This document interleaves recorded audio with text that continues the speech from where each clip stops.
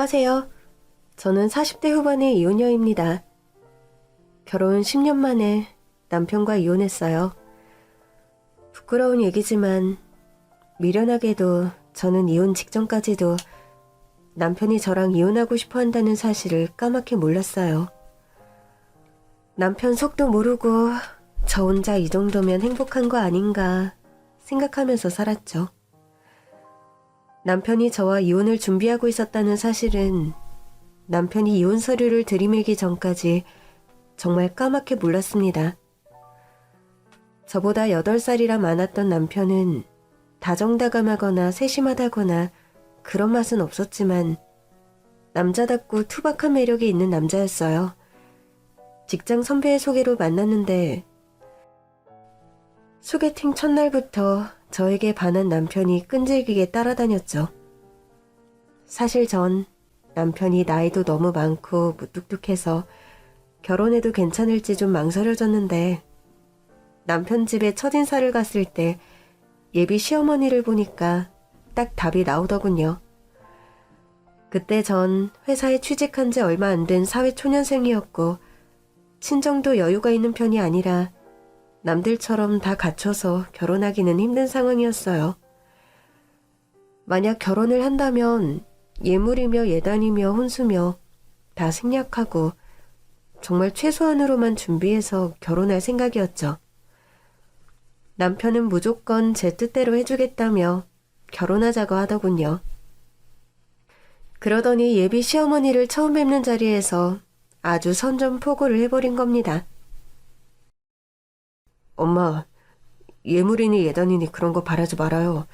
진짜 아무것도 안 할 거니까. 그리고 결혼하면 여기 들어와서 살 거니까 혼수도 필요 없어. 그냥 내 방으로 사람 하나 들어온다 생각하시면 돼요. 그래도 일생에 단 한 번뿐인 결혼인데 그렇게 할 수 있니? 갖출 건 갖추고 할 건 해야지. 하나뿐인 아들인데 엄만 좀 서운하다 얘. 엄마도 참 그게 다 허영이고 사치예요. 우리는 거품 쫙 빼고 아주 간소하게 결혼할 거니까 그렇게 아세요. 남편이 워낙 단호하게 나오니까 일단 그 자리에서 더 이상 말씀은 없으셨는데 어머니 표정이 너무 안 좋으시더군요. 전 어머님이 절 못마땅해 하시는 것도 당연하다고 생각했어요. 빈손으로 시집 오겠다는 며느리를 반길 시어머니는 없을 테니까요. 며칠 뒤 모르는 번호로 전화가 와서 받아보니 아니나 다를까 시어머니였습니다. 할 말이 있어 그러니 잠깐 만나자고 하시더군요. 남편에게는 말하지 말고 둘이만 보자고 몇 번이나 신신당부하시는 걸 보니 좋은 소리는 못 듣겠다 싶었죠. 그리고 시어머니와 대면한 자리에서 저는 잔뜩 긴장을 했습니다. 드라마 속에서나 벌어지던 일이 드디어 나한테도 일어나려나 보다 걱정했죠. 왜 있잖아요. 얼굴에 물 뿌리고 내 아들이랑 헤어져. 이런 거요. 근데 시어머니가 저한테 갑자기 돈 봉투를 내미시는 겁니다. 이게 뭔가요, 어머니? 너희들 아무것도 안 하고 결혼하기로 했다며. 내 아들이지만 참 무심하지. 결혼이 여자한테 어떤 의미인지도 모르고 결혼식은 여자들 일생일대의 꿈인데 게다가 결혼하면 소소하게 돈 들어갈 때도 많고 필요한 것도 많고 결혼하면서 아무것도 안 하다니 몰라도 너무 모르는 소리야. 안 그러니? 그렇긴 한데 형편에 맞춰서 해야죠. 원하는 대로 다 할 수 있나요? 예단비도 생략하기로 했는데. 자, 이거 받아. 1,000,000원이다. 크다면 크고 적다면 적지만 나한테는 정말 소중한 돈이야. 우리 새아가한테 주고 싶다. 결혼 비용에 보태 써다오. 어머, 아니에요, 어머니. 제가 이 돈을 어떻게 받아요? 괜찮아, 받아도 돼. 내가 해주고 싶어서 그래. 너는 세상에 하나뿐인 내 며느리 아니니. 우리 아들이랑 결혼하는데 세상에서 제일 행복하게는 아니더라도 세상 여자들이랑 비슷하게는 행복했으면 좋겠어. 남들 하는 건 얼추 비슷하게 다 해봐야지. 말씀은 정말 감사하지만 저 이 돈 못 받아요. 오빠한테 혼날 거예요. 시어머니가 주는 거니까 받아도 돼. 오빠한테는 말할 필요도 없어. 그리고 앞으로 오빠가 혼내면 나한테 당장 일러라. 이 녀석, 마누라를 신주단지 모시듯 모시고 살아야지 혼내길 누구를 혼내. 시어머니는 늘 딸을 낳고 싶었는데 본인 팔자에는 딸이 없어서 시커먼 아들만 하나 덜렁 낳았다며 진심으로 저를 딸처럼 예뻐해 주셨어요. 저는 예비 시어머니를 보고 남편과 결혼해야겠다는 결심이 섰습니다. 이렇게 인성 좋은 시어머니가 키운 아들이라면 틀림없이 좋은 사람이겠구나 생각했거든요. 이렇게 해서 저는 남편과 결혼해 시어머니와 함께 시댁에서 신혼살림을 시작했습니다. 신혼 초에 시어머니 모시고 같이 산다고 하면 싫어할 사람도 있겠지만 저는 이상하게 시어머니와 같이 사는 게 하나도 싫지 않았어요. 지금아 돌이켜보면 저는 남편과 깨가 쏟아지는 게 아니라 시어머니와 더 애틋한 결혼 생활을 했던 것 같아요. 어머니는 제가 먹고 싶다는 건 뭐든지 다 해주셨고 밤길 위험하다고 버스 정류장까지 마중 나오실 정도로 저를 진짜 딸처럼 사랑으로 대해주셨거든요. 그런데 꿈 같은 세월이 10년쯤 지난 어느 날 남편이 느닷없이 이혼 서류를 저에게 내밀더군요. 이거 얼른 도장 찍어. 길게 끌 생각하지 말고 빨리빨리 끝내자. 이게 뭐야? 갑자기 우리가 왜 이혼을 해? 우린 부부싸움 한 번 없었는데. 그게 문제야. 10년 살면서 부부싸움 한 번 안 한 게 말이 되니? 이래도 흥 저래도 흥. 넌 도대체 아무 생각도 없는 나무 토막 같아. 그게 얼마나 사람 질리게 하는지 알기나 해? 그래서 지금 나랑 진짜 이혼하겠다는 거야? 그래, 그 말 알지? 여우랑은 살아도 곰이랑은 못 산다는 말. 너랑 사는 거? 너무 지겨워. 이제 그만할란다. 지금 그게 이혼 사유가 된다고 생각해?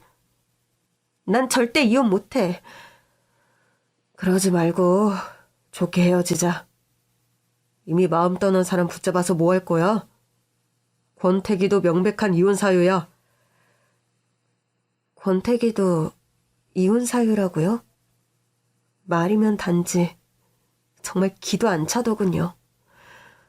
어떻게 10년 세월 동안 이혼 비슷한 내색 한 번 없이 멀쩡히 같이 살다가 갑자기 이혼 서류를 들이밀 수가 있는지.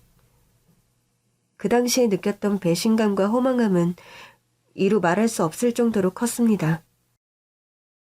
저는 남편에게 이혼 서류를 받은 그날 이후로 10년의 결혼 생활을 계속 곱씹으면서 대체 어디서부터 어떻게 잘못된 건지 생각하고 또 생각했습니다. 내가 뭘 잘못한 걸까? 내가 남편을 너무 소홀히 대했나? 아니면 내가 여자로서의 매력이 부족했나? 남편은 무뚝뚝하고 표현력이 부족한 사람이었기 때문에 뭐든지 그냥 별말 없으면 다 괜찮겠지 하고 넘어갔던 건 사실이었습니다. 어쩌면 이 모든 건 남편의 속마음을 눈치채지 못하고 미련 곰탱이처럼 살아온 제 탓인지도 모르겠습니다. 별하별 자책과 후회 속에서 어떻게든 남편 맘을 돌려보려고 애쓰고 있던 어느 날 저는 충격적인 사실과 마주하게 되었습니다. 모든 진실은 남편의 휴대전화 속에 있더군요. 이게 뭐야? 여기 이 사진 속에 있는 여자 누구야?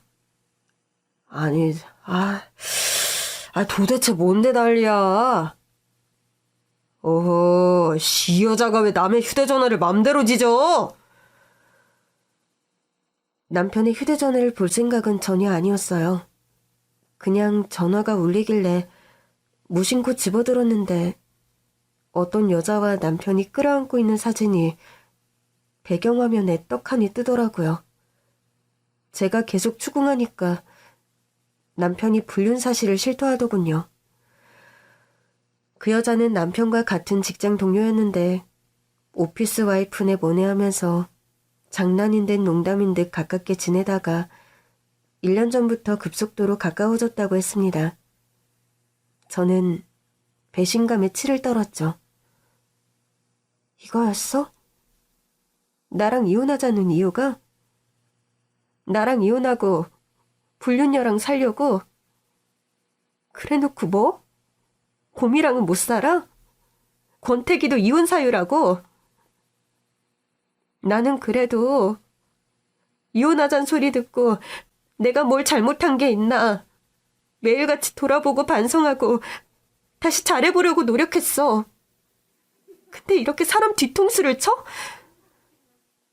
봐. 이게 바로 네가 여우 아니고 곰이라는 증거야. 어떻게 지 남편 바람난 걸 전혀 눈치를 못 채냐? 한심하기는. 기왕 이렇게 다 들킨 거 하루라도 빨리 정리하자. 미련하게 질질 끌지 말고. 남편의 외도 사실이 밝혀지고 나니까 제 주변에서는 전부 저더러 당장 이혼하라더군요. 바람난 남편한테 매달려봤자 저만 손해라고요. 특히 친정엄마가 가장 성하셨죠.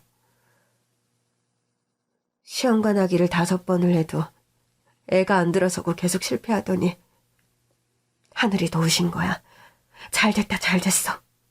애 없을 때 하루라도 빨리 갈라서. 엄마도 참 이혼이 그렇게 쉬워? 어려울 게 뭐 있어.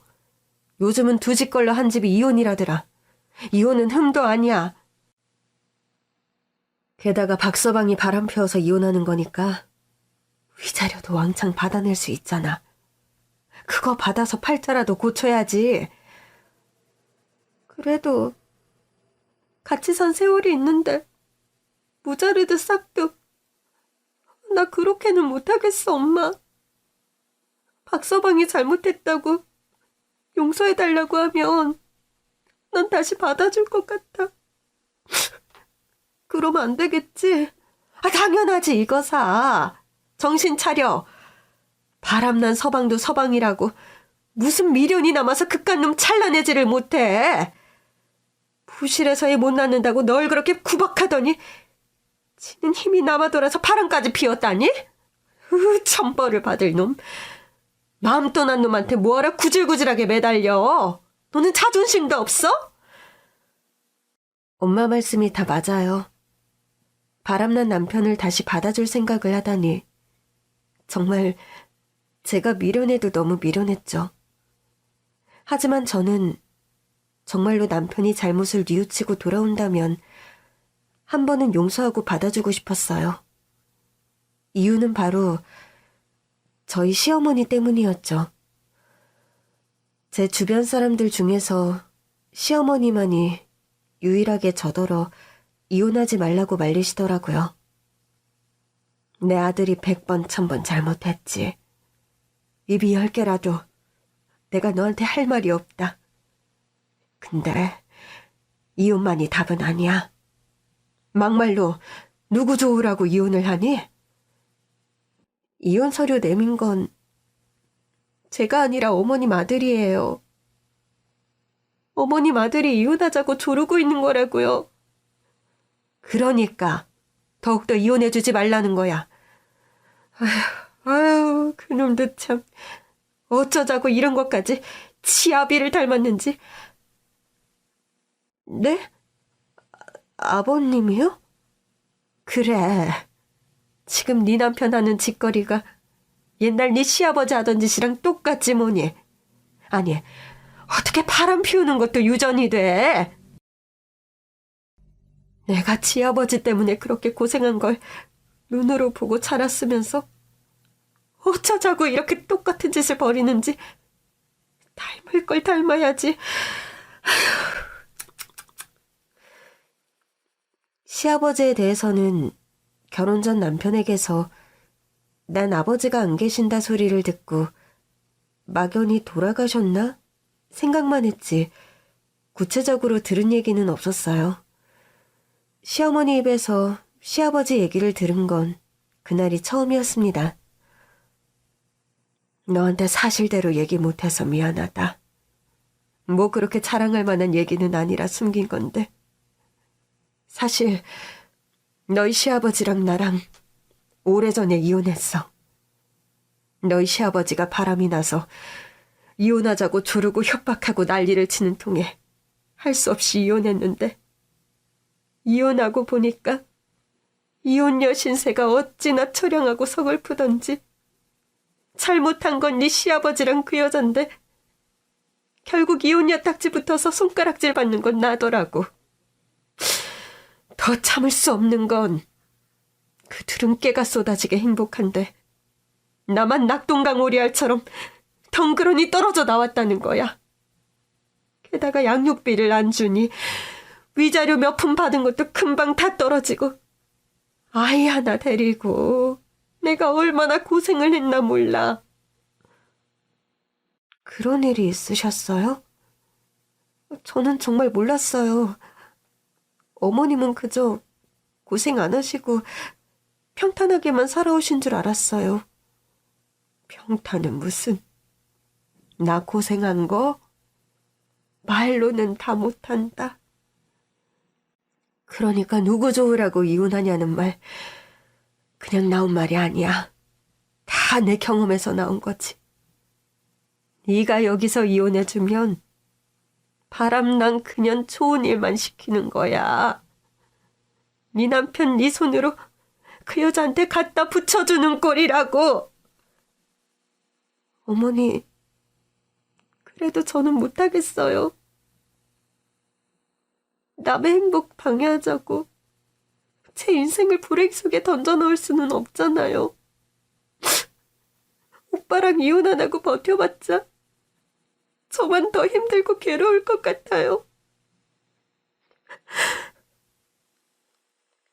어머니는 결국 제 손을 부여잡고 눈물까지 보이셨습니다. 미안하다. 내가 미안해. 이 모든 게 전부 자식 잘못 키운 내 죄인데 내가 어떻게 너한테 감히 이혼을 하라 마라 하겠니? 다만 너랑 함께 산 10년 세월 동안 진짜 딸 하나 생긴 것처럼 행복했는데 이렇게 생이별해야 된다는 게 너무 마음이 아프다. 저도 어머니를 끌어안고 펑펑 울고 말았습니다. 어머니, 죄송해요. 저도 어머니랑 헤어지는 건 너무 힘들지만 어머니랑 저의 인연은 여기까지인가 봐요. 저 이제 어머니 며느리 그만하겠습니다. 그렇게 저는 남편과 이혼을 하고 홀로 서기를 시작했습니다. 그런데 이혼을 진행하면서 알아보니 제가 살던 집은 시어머니의 자금으로 산 시어머니의 명의라 재산분할 대상이 아니라고 하더군요. 시어머니는 저한테 재산을 나눠줄 수 없다는 말을 듣고 너무 속상해 하셨습니다. 이럴 줄 알았으면 진작에 명의 변경을 하든 증여를 하든 뭐라도 해놓을걸. 너희가 이렇게 갑자기 갈라설 줄은 꿈에도 몰랐어. 다 내 불찰이야. 내가 가진 재산 죽기 전에 전부 다 너한테 물려주고 싶었는데 이게 웬일이냐. 넋 놓고 있다가 엉뚱한 사람한테 다 뺏기게 생겼다. 내가 지금이라도 너한테 명의 이전을 해주면 안 될까? 어머니, 오빠가 가만히 있겠어요? 또 세금은 어떻게 하고요? 전 괜찮아요. 그리고 어머니가 평생 일구신 전 재산이 이 아파트 하나인데 제가 그걸 어떻게 탐하겠어요. 이제 제 걱정은 그만하셔도 돼요, 어머니. 애초에 널 내 며느리로 들이는 게 아니었어. 그때 알량한 돈 몇 푼으로 너를 내 아들 놈이랑 엮는 게 아니었는데 나 때문에 이혼녀 딱지가 붙게 생겼어. 미안하다. 미안해. 그게 어떻게 알량한 돈 몇 푼이에요. 1,000만 원이나 주셔놓고. 어머니, 저 이혼하는 거 너무 속상해하지 마세요. 사필 귀정이라고 다 순리대로 되겠죠. 다행히 전 위자료 청구 소송을 통해서 남편과 상간녀에게 얼마간의 위자료를 받아 작은 방 한 칸을 구하고 새 출발을 했습니다. 그리고 과거의 모든 것과 안녕을 고하기로 했죠. 절 친딸처럼 사랑해 주셨던 시어머니와도 연락을 끊었습니다. 어머니가 계속 저한테 신경을 쓰고 미안해 하시는 게 너무 죄송스럽더라고요. 남편이 상간녀와 재혼한다고 하니 어머니도 이제 헌 며느리는 있고 새로운 며느리에게 정부치고 사시는 편이 훨씬 낫겠다 생각했죠. 그렇게 어머니와 저는 서로 소식을 끊은 채 각자의 인생을 살아갔습니다. 저는 작은 회사에 사무직으로 취업했고 조금이나마 고정 수입도 생기면서 차츰 생활의 안정을 찾았습니다. 그동안 못 만났던 친구들도 만나고 하고 싶었던 취미도 배우면서 조금씩 이혼녀의 삶을 즐기게 되었죠. 이혼하고 보니 내가 왜 하루라도 빨리 이혼하지 못하고 망설였을까 후회가 될 정도로 싱글녀의 생활이 만족스럽더군요. 그런데 어느 날 반갑지 않은 전화 한 통이 걸려왔습니다. 전 받을까 말까 한참을 고민하다가 끊기기 전에 겨우 전화를 받았죠. 여보세요? 웬일이야? 전화를 다 하고. 왜? 나한테 무슨 볼 일이 남았어? 오랜만이야. 이혼하고 딱 3년 만인가? 잘 지냈어? 잘 지냈냐고? 지금 그걸 말이라고 해? 저한테 전화를 한 사람은 다름 아닌 전 남편이었습니다. 염치 없는 건 아는데 사실 내가 꼭 부탁하고 싶은 게 있어서 말이야. 뭐? 부탁? 지금 나한테 부탁이 있다는 거야? 정말 어이가 없네. 더 들어볼 필요도 없겠다. 전화 끊을게. 저는 전 남편과 더는 말 섞고 싶지 않아서 단호하게 전화를 끊으려고 했습니다. 그런데 남편이 제가 전화를 끊을세라 다급하게 말하더군요. 제발 내 얘기 한 번만 들어줘. 엄마가 너 찾으신다. 엄마라는 말에 가슴이 철렁 내려앉았습니다. 어머니가 왜? 지금 많이 아프시다. 병원에 입원해 계신데 다른 사람은 다 필요 없다 하고 너만 찾으셔. 아니, 어머니가 어디가 아프신데? 나랑 살 때만 해도 어디 한 군데 아픈 곳 없이 얼마나 정정하셨는데. 도있는 참. 침대에서 내려오다가 고관절을 삐끗해서 거동을 전혀 못하셔. 네가 엄마 보러 한 번만 와줄 수 없을까? 마음 같아서는 당장에 시어머니를 뵈러 가고 싶었습니다. 거동을 못하신다니 걱정도 되고 또 절 딸처럼 대해주셨던 어머니를 오랜만에 너무 뵙고 싶기도 했어요.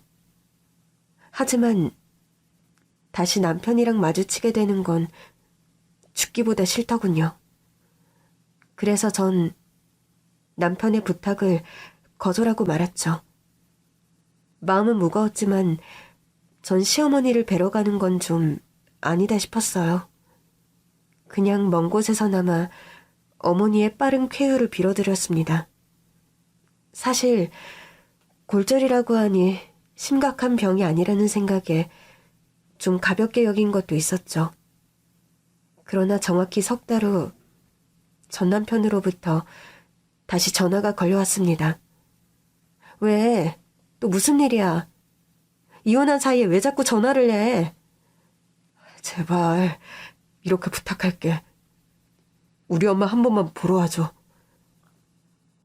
자꾸 어머님 핑계대면서 연락할 구실 만드는 거 아니야? 제온도에서 잘 살고 있는 걸로 알고 있는데 자꾸 전부인한테 전화하는 거 말도 안 되는 짓이야. 그게 아니야. 너한테 미안한 마음은 많지만 미련은 없어.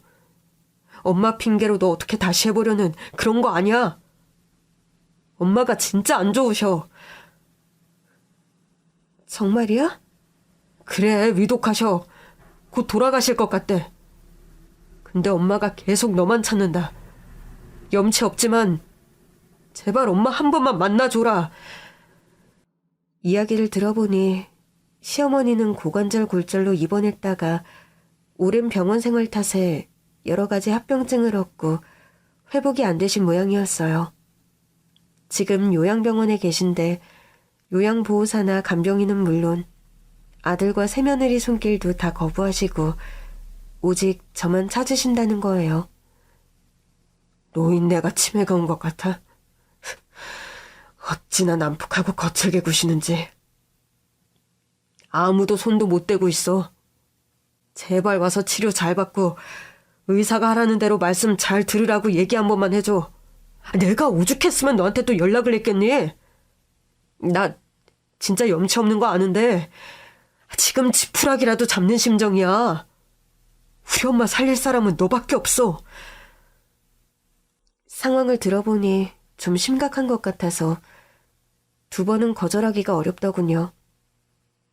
이혼한 전 시어머니니 뭐니 복잡한 건 일단 접어두고 예전에 저를 많이 아껴주셨던 고마웠던 어른 병문안 간다 생각하고 무작정 어머님이 입원하셨다는 요양병원을 찾아갔습니다.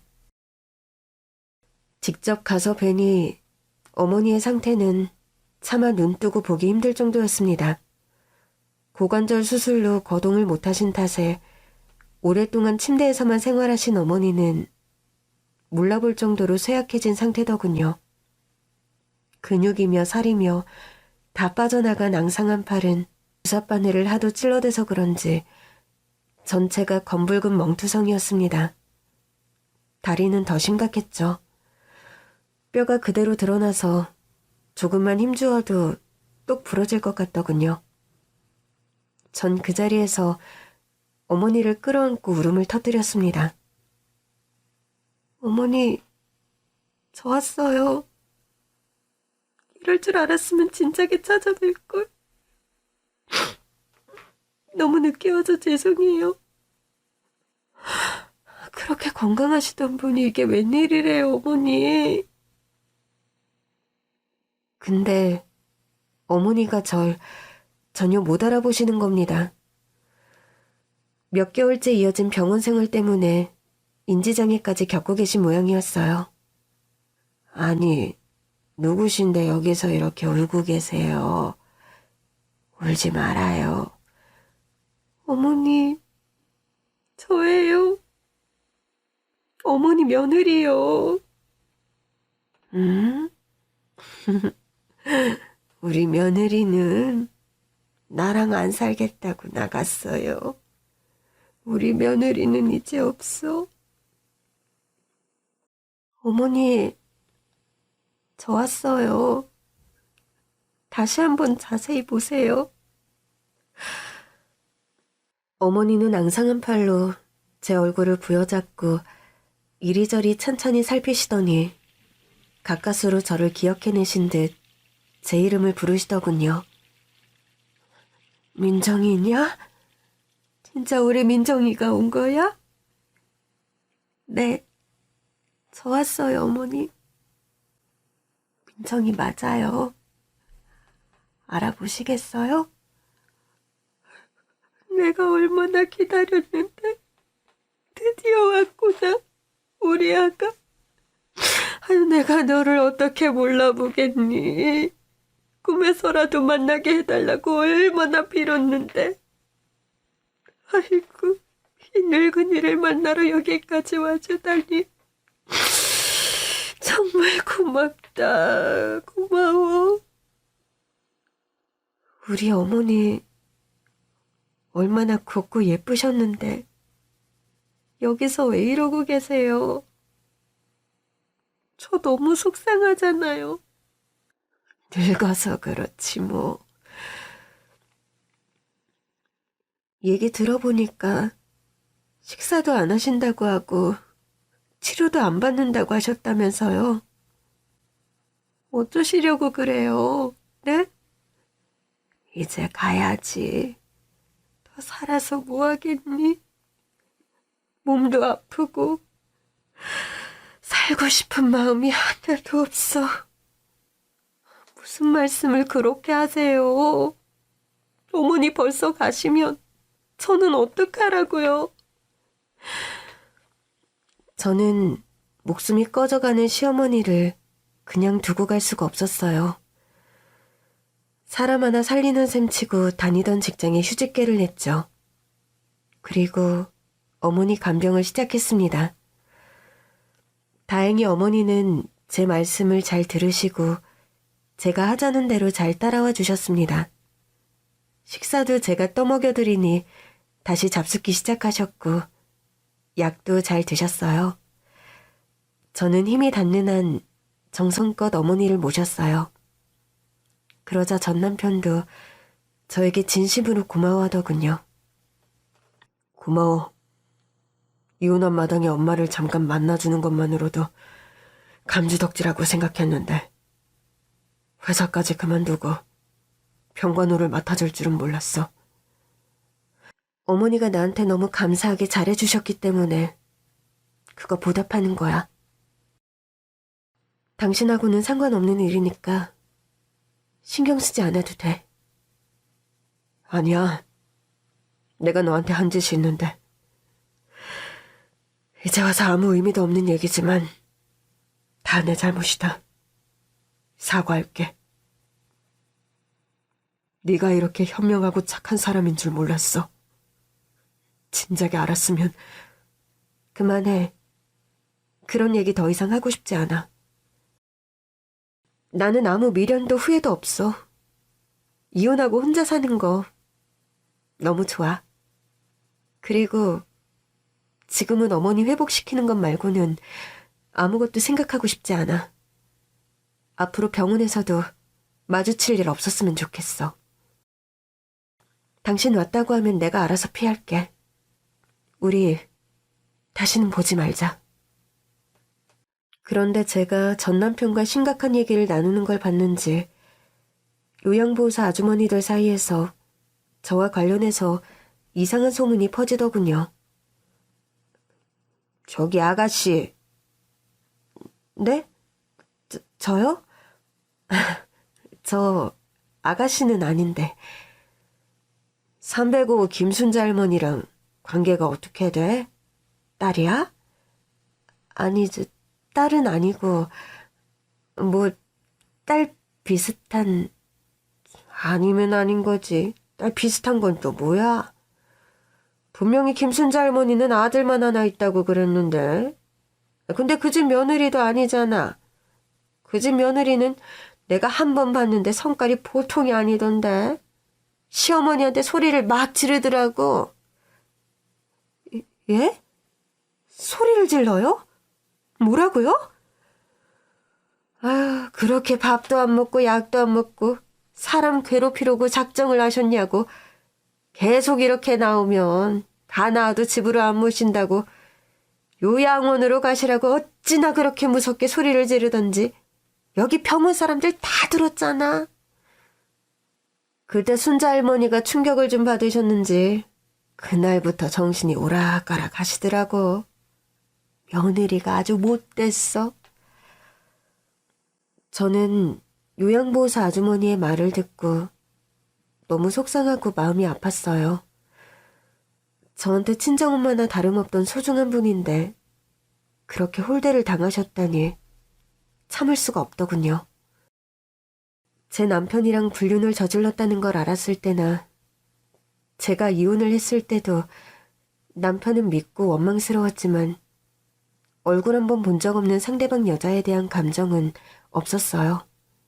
어쨌든 이혼은 남편과 저의 문제라고 생각했거든요. 그런데 지금은 시어머니에게 함부로 대하는 그 여자를 용서할 수가 없더라고요. 그때 요양보호사 아줌마가 더욱 황당한 말씀을 하시는 겁니다. 그래서 말인데 아가씨 그 집 아들이랑 무슨 관계가 있는 거 아니야? 에? 그게 무슨 말씀이세요?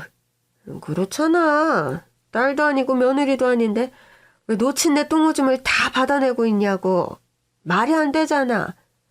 아가씨, 순자 할머니 아들 숨겨놓은 애인이야? 너무 화가 나고 어이가 없더군요. 남편이 바람 피워서 이혼한 것도 억울한데 이번에는 남편의 상간녀로 오해를 받다니요. 그런 거 아니라고 단호하게 말하려는 찰나 갑자기 뒤에서 시어머니 불호령이 떨어지더군요. 어느새 시어머니가 휠체어를 타고 나타나신 겁니다. 이 여편 내가 지금 남의 딸 보고 뭐라는 거야? 예? 할머니 딸이에요? 그래, 아들보다 더 귀하고 소중한 우리 딸이야. 한 번만 더 헛소리들 짓거려봐. 내가 가만 안 둘 테니까. 전 몰랐죠. 죄송해요. 요양보호사 아줌마는 민망한 듯 주랭랑을 쳐버리더군요. 고맙습니다, 어머니. 그런 어이없는 소리를 뭐하러 듣고 서 있어? 저도 그런 거 아니라고 확실하게 말하려고 했어요. 근데 어머니, 오늘따라 기운이 넘치시네? 목소리도 우렁차고 저 깜짝 놀랐어요. 이러다 조만간 퇴원하시는 거 아니에요? 다 네 덕이지 뭐. 너가 옆에서 돌봐준 다음부터 확실히 입맛도 좋아지고 기운도 나고 하루하루 몸이 좋아지는 게 느껴져. 너도 알다시피 처음엔 기저귀 차고 누워만 있었는데 이제 휠체어에 앉아서 화장실도 가잖니. 이건 기적이야. 그리고 무엇보다 기분이 너무 좋아. 요즘 아주 행복해. 치료도 열심히 받고 식사도 잘하신 덕분인지 시어머니는 정말 제가 처음 요양병원으로 찾아왔을 때랑은 비교도 안 되게 건강해지셨어요. 아직 혼자서 걷는 건 힘들었지만 휠체어 타고 산책도 많이 하고 또 물리치료도 열심히 받으시면서 활력을 되찾으셨어요. 의료진들도 이렇게 짧은 시간 안에 건강이 좋아진 건 기적이라고 하더라고요. 어머니는 다 제 덕이라며 주름지고 거친 손으로 제 손을 한참 동안 쓰다듬어 주셨어요. 전 그동안의 노력을 보상받는 것 같아 너무 기뻤죠. 그런데 갑자기 뜻밖의 사람이 시어머니를 찾아왔습니다. 제가 절대로 마주치고 싶지 않은 얼굴. 바로 어머니의 새며느리, 제 전남편의 상간녀인 그 여자였습니다. 그 여자는 다짜고짜 찾아와서는 어머니를 다른 병원으로 모셔가겠다면서 짐을 챙기기 시작했습니다. 갑자기 찾아와서 왜 이러는 거야? 나를 어디로 옮기려고? 제가 하자는 대로 가만 계세요. 어머니 며느리는 저예요. 시어머니한테 함부로 하는 걸 눈앞에서 목격하고 나니까 저도 더 이상은 못 참겠더군요. 그래서 전 어머니 앞을 가로막고 나섰습니다. 이봐요. 아프신 분한테 지금 뭐 하는 거예요? 그러자 그 여자가 저를 매섭게 노려보더군요. 당신 속셈이 뭔지 알아. 아는데 당신 뜻대로는 절대 안 될 거야. 알겠어? 내가 무슨 속셈이 있다는 거예요? 나는 당신들이 돌보지 않은 우리 시어머니 돌봐드린 것밖에 없어요. 우리 시어머니? 진짜 기가 막히네. 겉으로는 순진한 척, 착한 척 하면서 속으로는 딴 생각하는 거 누가 모를 줄 알고? 딴 생각이라뇨? 어머니 핑계로 접근해서 내 남편이랑 다시 어떻게 해볼 모양인데 아직도 당신이 그 사람 본 마누라인 줄 알아? 어림없어. 이제 본처는 나야. 내가 호적에 올라있는 그 사람 처라고. 당신이 상관여고. 그러니까 어머니 병간호한답시고 내 남편이랑 내 시어머니 구워 삶아서 본 마누라짜리 도로 뺏을 생각하지 말고 꺼져. 때와 장소를 못 가리고 병원까지 쫓아와서 소란을 피우는 이 여자를 보니까 왠지 딱하다는 생각이 들더군요. 이봐요. 진정해요. 전 당신 남편 뺏을 생각 추호도 없어요. 우리 이렇게 만나는 거 처음이죠? 그 사람 휴대폰에서 사진만 한번 봤지 재판 때도 못 만났던 것 같아요. 갑자기 무슨 헛소리야? 우리가 만나고 자시고 할 사이는 아니잖아? 이혼할 당시에는 당신이 너무 부러웠어요. 얼마나 대단한 여자길래 내 남편이 모든 걸 다 버리고 당신한테 간다고 할까. 당신 앞에서 저 자신이 한없이 위축되고 작아지더군요. 근데 오늘 보니까 제가 잘못 생각했네요. 당신은 대단하지도 부럽지도 않아요. 오히려 안 돼 보여요. 많이 불안해요? 당신 자리 뺏길까봐? 아프신 시어머니라도 옆에 붙잡아둬야 할 만큼 자신이 없나 봐요? 근데 이런다고 달라지는 건 없어요. 더 이상 소란 피우지 말고 그만 돌아가세요. 어머니가 너무 불편해 하시잖아요. 잘난 척 그만해. 어쨌든 그 남자 데리고 사는 건 나야. 그래요. 좋겠네요. 당신이나 실컷 데리고 살아요. 나는 줘도 안 가지니까. 그 여자는 병원에서 그 소란을 피워놓고 어머니한테 사과 인사 한마디도 없이 씩씩대면서 사라졌습니다. 그리고 다시는 나타나지 않더군요. 그 사이 어머니 퇴원이 결정되었습니다. 어머니는 3주 동안 몸무게도 많이 늘어났고 팔다리도 예전보다 튼튼해졌습니다. 보조기에 의지해서 몇 발자국 걸음을 걷는 것도 할 수 있게 되셨죠. 정말 기적이라고밖에 할 수 없는 일이 일어난 거예요. 저는 기쁜 마음으로 어머니께 퇴원 소식을 알렸죠. 근데 어머니도 좋아하실 줄 알았던 제 생각과 달리 어머니 얼굴이 어두워지는 겁니다. 어머니, 왜요? 퇴원한다는데 안 좋으세요? 뭐 걱정되는 거 있으세요? 퇴원하면 너랑 헤어져야 하잖니.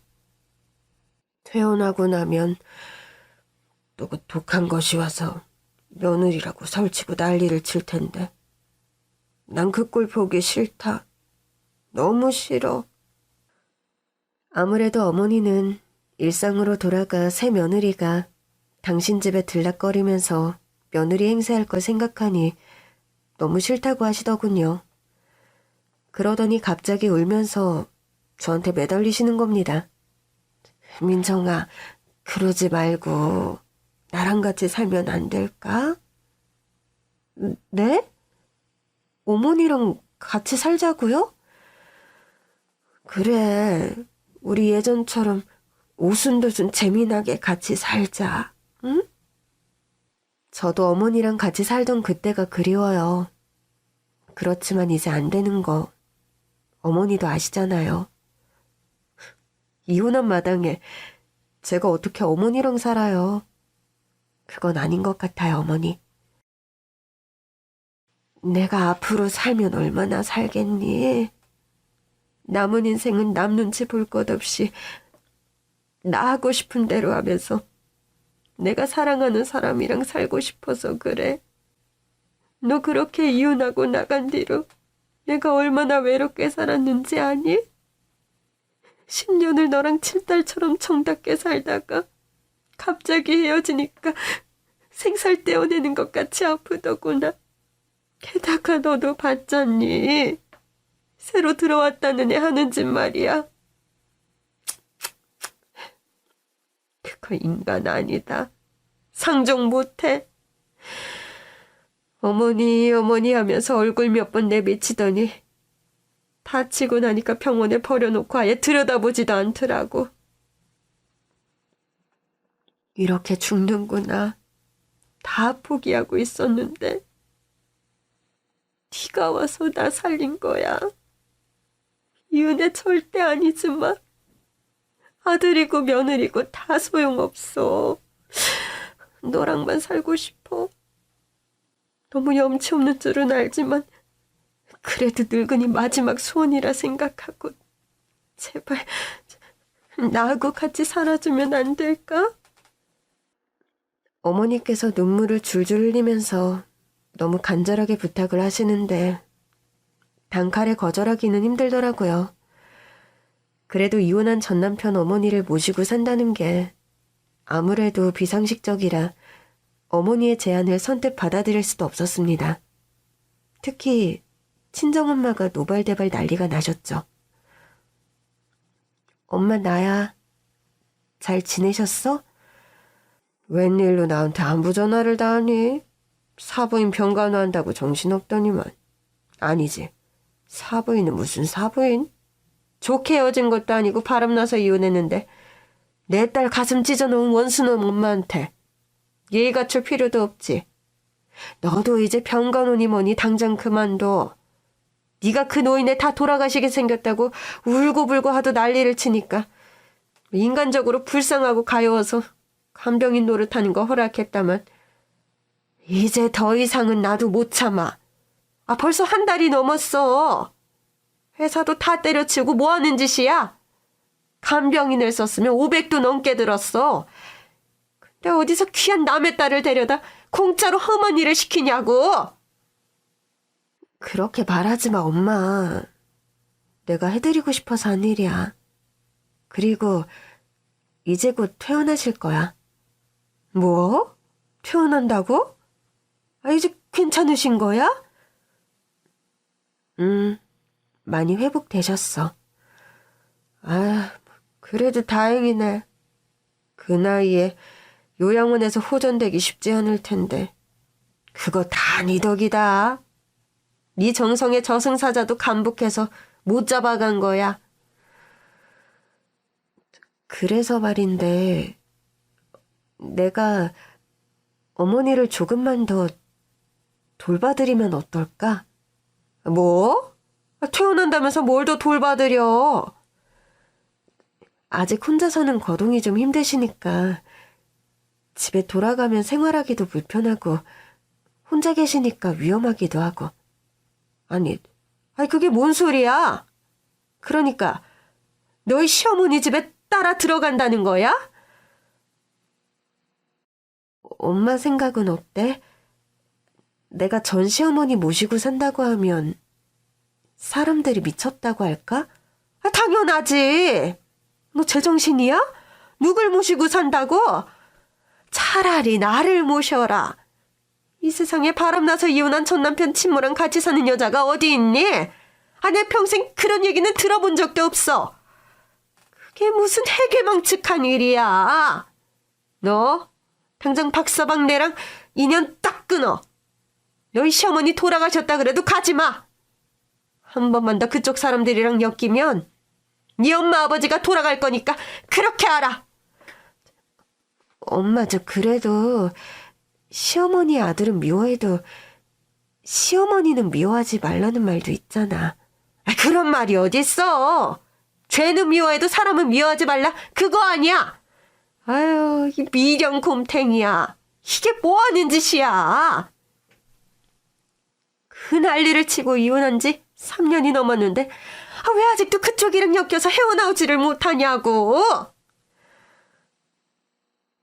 엄마가 말리시는 것도 당연했어요. 그 누구라도 저보고 미쳤다고 하겠죠. 근데 이상하게 저는 시어머니 뜻대로 해드리고 싶은 겁니다. 아마 어머니의 여생이 얼마 남지 않았다는 걸 직감했기 때문이었겠죠. 전 시어머니께 제 결심을 말씀드렸습니다. 어머니랑 제가 같이 살 수 없는 사이라는 건 아시죠? 그럼 잘 알지. 다 아들 잘못 키운 내 탓이지 뭐. 어머니가 지금 며느리 마음에 안 들어 하시는 것도 알고 은근히 저희들 다시 재결합하기를 바라시는 것도 알고 있어요. 그런 마음 아예 없다면 거짓말이겠지. 나도 사람인지라 안 되는 걸 알면서도 자꾸 미련이 생겨서 그런다. 미안해. 저 어머님이 재결합 얘기 안 꺼내시면 어머니랑 같이 살게요. 뭐? 그게 정말이니? 진짜 그래 줄 수 있어? 친정엄마가 엄청나게 반대하고 계시지만 그래도 저 어머니랑 다시 한번 살고 싶어요.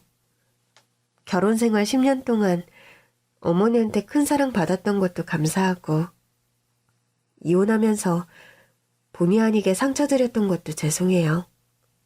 다 보답해드리고 싶어요. 그리고 무엇보다 어머니랑 산 세월 동안 저도 참 좋았어요. 다시 한번 둘이서 그렇게 재밌게 살아보고 싶어요. 고맙다. 고마워. 제 말씀을 듣고 아이처럼 활짝 웃으며 좋아하시던 어머니의 얼굴이 아직도 떠오릅니다. 저는 이렇게 어머니와 함께 말도 안 되는 기막힌 동거 생활에 들어갔습니다. 친정엄마도 겨우겨우 설득해서 이제 어머니와 제가 행복할 일만 남았나 했는데 그게 아니더군요. 제가 어머니 집으로 짐을 옮기고 얼마 되지 않아 반갑지 않은 손님이 어머니 집으로 쳐들어왔습니다. 바로 그 여자였죠. 어머니, 저 왔어요. 어머니 며느리. 퇴원하신다더니 간병인까지 달고 퇴원하실 줄은 몰랐네요. 나 지금 머리 아프니까 조용히 하고 그만 가다오. 나중에 나랑 다시 얘기하자. 나중에 언제요? 저 여자가 우리 집 안방 차지한 다음에요? 정말 해도 너무하시네요. 이제 이 여자를 어머님 집에 숨겨두고 저 몰래 가족 모임이라도 하려고 그러셨어요? 왜 저는 인정을 안 해주고 저 여자만 싸고 돌아요? 왜? 그때 전 남편이 황급히 뒤따라 들어오더군요. 진정 좀 해, 이 사람아. 병원에서 이제 막 태어난 사람한테 이게 무슨 행패야? 진정하게 됐어? 이 여자가 어머님 집에서 같이 산다는데 내가 그 꼴을 어떻게 봐? 못 보면 네가 엄마 모실 거야? 말해봐. 네가 모실 거냐고. 전 남편 말에 그 여자는 아무 말도 못하고 있다가 머쓱하게 돌아가 버렸습니다. 어머니는 한심한 듯 혀를 차며 당신 아들 며느리의 뒤통수에 대고 한 말씀 하시더군요. 아유, 저것들이 내 아들 며느리라니. 난 부끄러워서 못 살겠다. 나는 이제 자식 없는 셈치마. 아들 며느리가 나 못 모신다고 하니 민정이랑 살아야지 뭐 안 그러냐? 난 나대로 잘 살 테니까 나 신경 쓰지 말고 앞으로 너희들 다시는 여기 얼씬도 하지 마. 알겠니? 어머니는 분이 안 풀리셨는지 대문 밖에다 소금까지 한 주먹 뿌리시더군요. 그 이후로 저와 어머니에게 짧은 평화가 찾아왔습니다. 어머니와 제 관계를 모르는 사람들은 전부 다 제가 어머님 딸인 줄 알더라고요. 그리고 우리가 어떤 사이인지 아는 사람들은 뒤에서 수군대며 욕도 하더군요. 노인네가 유별나서 아들 며느리랑 의절하고 옛날 며느리 데리고 산다든지, 여자가 미련스러워서 이혼하고도 시집살이를 당하고 있다든지 하는 얘기들이요. 하지만 어머니와 저는 신경 쓰지 않았어요. 남들이 뭐라고 떠들어대든 우리만 좋으면 그만이라고요. 그렇게 어머니는 제 옆에서 마음 편히 사시다가 저랑 같이 산 지 1년 만에 돌아가시고 말았습니다. 어머니가 세상 떠나신 건 너무 슬펐지만 저는 그래도 요양원 같은 곳에서 쓸쓸하게 생을 마감하는 것보다 어머님 집 침대에서 편안하게 눈 감으신 게 다행이라 생각했어요. 제가 어머니의 마지막을 지켜드렸다는 것도 제게는 큰 위안이 되었고요. 제 할 일을 다 마친 듯 제 마음도 편안했습니다. 그런데 어머니를 보내드리고 얼마 지나지 않아 생각지도 못했던 곳에서 저한테 연락이 왔습니다. 바로 변호사 사무실이었죠. 이민정 씨 되시죠? 그런데요? 무슨 일 때문에 그러시죠? 고 김순자님 유언장 공개 때문에 연락드렸습니다. 유언장이요? 근데 저는 김순자 씨랑 법적으로 아무 관계도 아니라서요. 어머니 유언장 공개하는데 저는 갈 필요가 없을 텐데요. 뭔가 잘못 알고 연락하신 거 아닌가요? 아닙니다. 고인께서 이민정 씨께 남기신 게 있습니다. 저는 고인의 뜻에 따라서 그대로 집행할 뿐입니다. 내일 저희 사무실로 나오시면 유언장을 공개하도록 하겠습니다. 전 의아한 마음으로 변호사 사무실로 찾아갔습니다. 어머니께서 대체 저한테 뭘 남기신 건지 궁금하더라고요. 근데 변호사 사무실에 도착하니 아니나 다를까 전 남편이 와 있더군요. 어머니의 유일한 혈육이니 당연하겠죠. 마지막까지 우리 엄마 편히 모셔줘서 고마워. 꼭 고맙다는 인사를 하고 싶었는데. 여기서 만나네. 당신도 어머니 장례 치르느라 고생 많았어. 마음 많이 아프지? 어머니가 내색은 안 하셨지만 당신 많이 걱정하고 사랑하셨어.